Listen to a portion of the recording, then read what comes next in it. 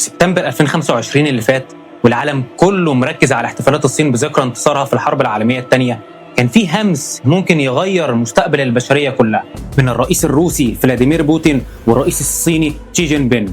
بوتين وجه كلامه لتشي بيقول له ان مع تطور التكنولوجيا الحيوية هتقدر تنقل اعضاء بشرية مرة ورا الثانية، والبشر هيعيشوا اصغر واصغر وحتى يحققوا الخلود. فالرئيس الصيني رد عليه وقال له ان بعض العلماء بيتوقعوا ان الانسان هيعيش 150 سنة في القرن ده. كلامهم ده بيأكد على ان في ابحاث سرية كانت شغالة بقالها سنين، ابحاث بتمولها الدول الكبرى بهدف واحد: اطالة العمر. تخيل معايا الزمن اللي بنخاف منه والخلايا اللي بتكبر وتشيخ والامراض اللي بتظهر فجأة، كل ده ممكن يختفي. تخيل اننا ممكن نعيش مش 80 و90 سنة، لا، ممكن نعيش 200 و300 سنة بصحة كاملة وعقل سليم. الكلام ده زمان كان حلم او يمكن خيال في رواية علمية، بس النهاردة الموضوع ده ما بقاش خيال، ده على وشك انه يبقى حقيقة. ايه السر اللي بيخبيه بوتين والصين؟ ايه الابحاث اللي وصلوا لها؟ الاجابة مش في السياسة، الاجابة في المعامل، في احدث ما وصل اليه علم التكنولوجيا الحيوية. في 3 مسارات العلماء اشتغلوا عليهم لإطالة العمر، اخر مسار فيهم هو اغربهم. يلا بينا نمسك اول مسار. تخيل ان جسمك عامل زي العربية، ومع الوقت قطع الغيار بتاعته بتستهلك: قلبك، كليتك، الكبد بتاعك. زمان كنا بنستني متبرع وممكن نلاقيه وممكن لا، النهارده الوضع اختلف تماما.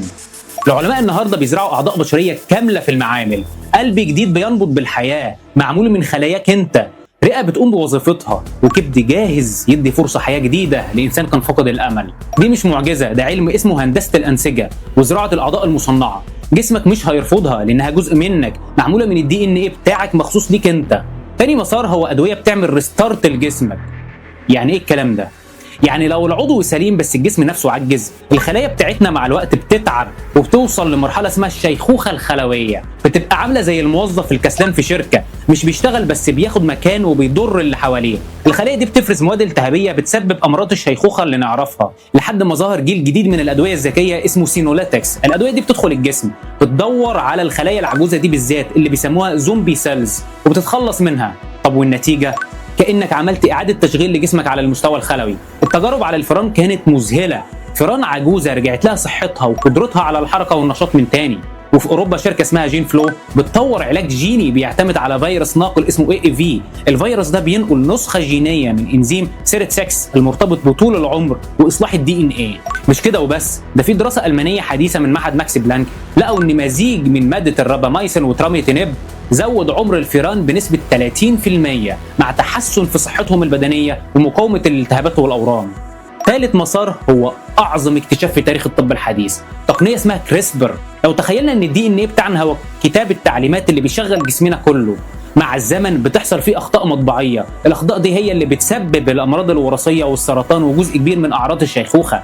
كريسبر دي بقى عامله زي مقص ومسطره جيني، اداه بتدي العلماء القدره انهم يدخلوا على شفرتنا الوراثيه، يقصوا الجزء اللي فيه مشكله ويحطوا مكان الجزء السليم. بنتكلم عن قدره على تعديل اصل المرض، مش مجرد علاج اعراضه، بنتكلم عن امكانيه ايقاف الشيخوخه من المنبع.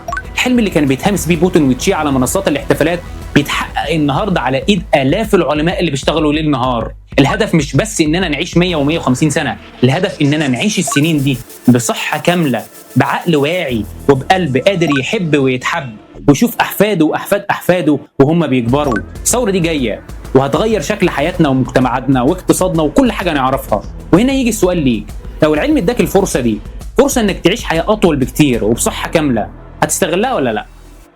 سلام.